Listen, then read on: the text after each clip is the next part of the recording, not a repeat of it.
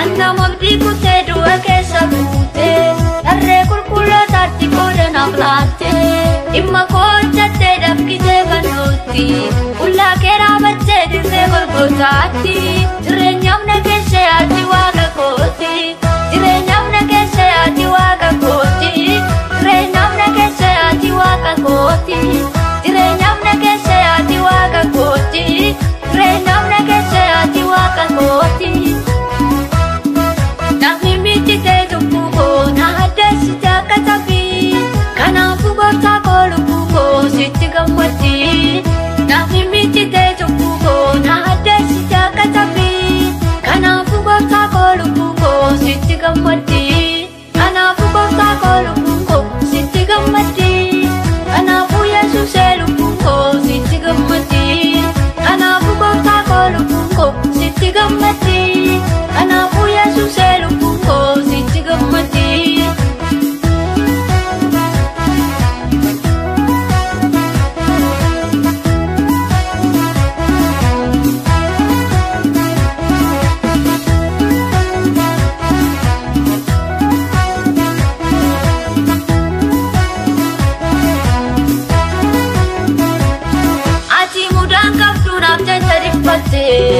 Fataba ko matasi na fate, iga ke kulkulu na vete toksite.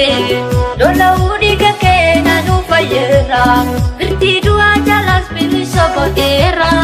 Aji mudang kaptu na vete ripate, fataba ko matasi na fate, iga ke kulkulu na vete toksite.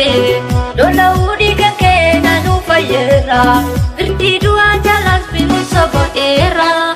Birti dua jalan pilih soba era, birti dua jalan pilih soba era, birti dua jalan pilih soba era, birti dua jalan pilih soba era.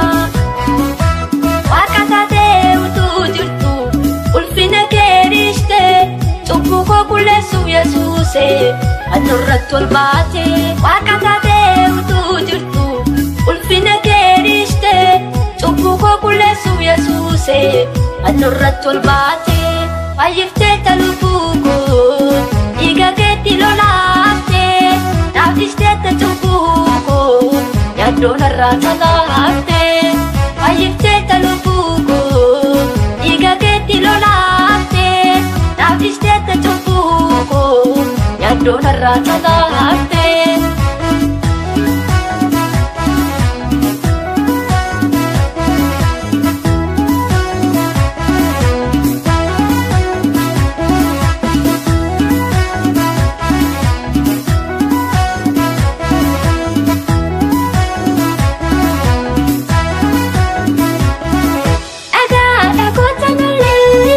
Satwa tera ka gole, tu anul tu na Yesus ko asal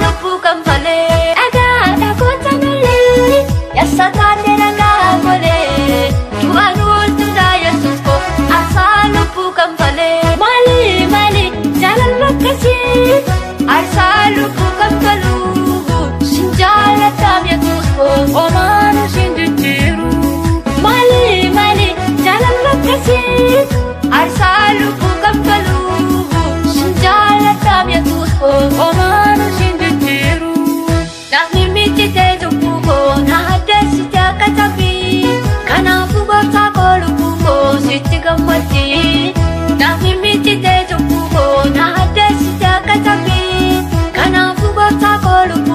Siti gamati, anafu kota kolumbuko. Siti gamati, anafu Yesus elumbuko. Siti gamati, anafu kota kolumbuko. Siti gamati.